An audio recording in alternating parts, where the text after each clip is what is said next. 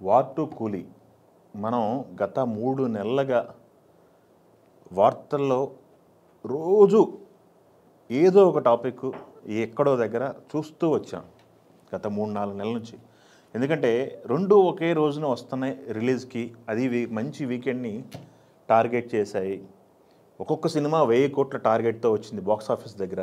ఏది గెలుస్తుంది, box office వార్లో గెలిచేది వారా కూలియా, ఈ డిస్కషన్లు అన్నీ వచ్చినాయి ఆగస్టు 14 సినిమాలు రిలీజ్ అయ్యే వరకు. బట్ సినిమాలు రిలీజ్ అయినాయి, సెకండ్ వీక్ కూడా రన్ అవుతుంది.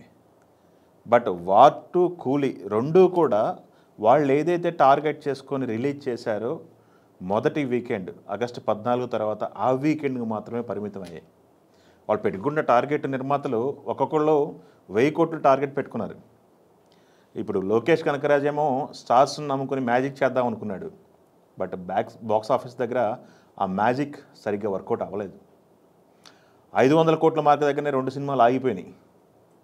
రెండో వారం ఆ సినిమాలకు పోటీ ఏదీ లేకపోయినప్పటికి కూడా రెండో వారం ఆ సినిమాలు ఇప్పుడు ఆల్రెడీ రన్నింగ్లో ఉన్న సినిమాల గురించి ప్రేక్షకులు పట్టించుకోవట్లేదని చెప్పాలి. వార్ 2 విషయానికి వచ్చినా కానీ వార్ 2లో ఎన్టీఆర్, హృతిక్ బాక్స్ ఆఫీస్ దగ్గర హంగామా చేద్దాం అనుకున్నారు. అది కుదరనట్టే కనిపిస్తుంది. ఎందుకంటే నిర్మాతలకు నష్టాలు మిగిల్చాయా, ప్రాఫిటబుల్ వెంచరా, బ్రేక్ ఈవెన్ అయిందా, ఇవన్నీ వేరే డిబేట్.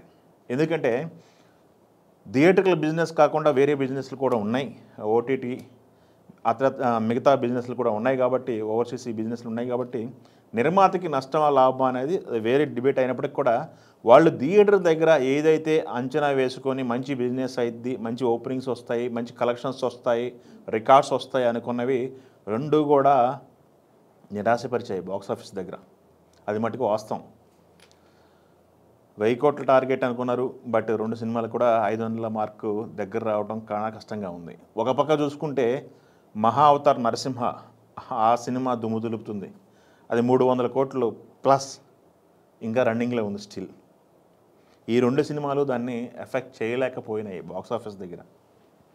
దీన్ని బట్టి మనకి ఏమర్థం అవుతుందంటే స్టార్లు ఉన్నారు, వర్కౌట్ అవుతుంది, మ్యాజిక్ చేస్తారు అనుకుంటే పొరపాటే అనేది ఇండస్ట్రీకి మరొక్కసారి ప్రూవ్ అయిందేమో అనిపిస్తుంది. కంటెంట్ ఉంటే ఓకే.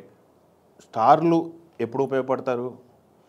బాక్స్ ఆఫీస్ దగ్గర ఓపెనింగ్స్కి ఉపయోగపడతారు. థియేటర్లో కూర్చోబెట్టగలిగితే రన్నింగ్ లాంగ్ రన్నింగ్ ఉంటుంది. కూర్చోబెట్టకపోతే ఏదైతే ఎక్స్పెక్ట్ చేశారో ఆ వీకెండ్తో సరిపెట్టుకోవాల్సి వస్తుంది. దీనిలో చాలా రకాల డిబేట్లు ఉన్నాయిలేండి. ఈ 2 డబ్బింగ్ సినిమాలు కదా, థియేటర్కి ప్రేక్షకుడు రావట్లేదు, అది కాక టికెట్ రేట్లు పెంచారు, ఇవన్నీ ఉన్నాయి. తమిళ్లో అయితే కూలీ మంచిగానే అక్కడ వాళ్ళు అనుకున్న మార్క్కి రీచ్ అయ్యి ఉండొచ్చు. బాక్స్ ఆఫీస్ దగ్గర హిందీలో వార్ 2 మంచి నెంబర్స్ రాబట్టింది. ఓవరాల్గా పాన్ ఇండియా మూవీలుగా రిలీజ్ అయిన 2 కూడా పాన్ ఇండియా సక్సెస్లో అయితే వెనుకబడ్డాయని మనం చెప్పాలి. వాళ్ళ రీజనల్ లాంగ్వేజ్లో పర్లేదు అనిపించుకున్నా పాన్ ఇండియా మార్కెట్లో మట్టుకు వెనకబడ్డాయి. సో వార్ 2 విషయం ఇలా ఉంది. హిందీ మార్కెట్లో మంచి నెంబర్స్ కలెక్ట్ చేస్తుంది. హిందీ మార్కెట్లో కూలీ అసలు మ్యాజిక్ చేయలేకపోయింది. తమిళ్ మార్కెట్, సౌత్ మార్కెట్లో కూలీ మంచి నెంబర్స్ కలెక్ట్ చేస్తుంది. బట్ ఓవరాల్గా ఆ స్టార్ కాస్ట్కి అంచనాలకు అనేది స్టార్ కాస్ట్ ఉన్నారు కాబట్టి లోకేష్ కనకరాజు ఒక బిగ్గెస్ట్ బ్లాక్ బాస్టర్ కొట్టేసాడు బాక్స్ ఆఫీస్ దగ్గర అనటానికైతే లేదు. తమిళ ఇండస్ట్రీకి ఒక కళ ఉంది, 1000 కోట్ల సినిమా కళ. అది ఇప్పట్లో నెరవేరుతుందా అంటే అది మళ్ళీ ట్రై చేస్తే రజనీతోనే ట్రై చేయాలి, ఇంకా నో ఆప్షన్ అన్న రేంజ్లో ఉంది. ఎందుకంటే విజయ్ పొలిటికల్గా బిజీ అయిపోయారు. కమల్ హాసన్ గారు పొలిటికల్గా సినిమా పరంగా ఉన్నారు. ఆయన విక్రమ్తో అయితే ఒక మార్క్ కొంతవరకు 500+ వరకు ఆయన చేరుకోగలిగారు. బట్ అది కమల్ హాసన్ గారు 1000 కోట్లు అంటే కష్టమే అని చెప్పాలి. బట్ రజనీకాంత్ గారు కూలీ అయిపోయింది. నెక్స్ట్ రజనీకాంత్ గారు జైలర్ 2 ఉంది. ఆ జైలర్ 2 కనుక